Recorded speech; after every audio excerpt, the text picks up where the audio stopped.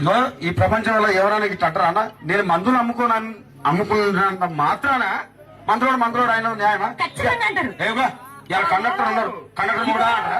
Police ఆయన ఉన్నాడు, police మొగుడా అంటారా? నేను అర్థమంటారు ఖచ్చితంగా. ఎందుకంటారు? ఏమో అలా అట్లా అంటే నన్ను కూడా అట్టే అనాలి. కానీ దండం పెడతా ఒక మాత్రం అన్నా మాకే. ఏ మాట? అదే ఏ మాట చెప్పు. మాట మాట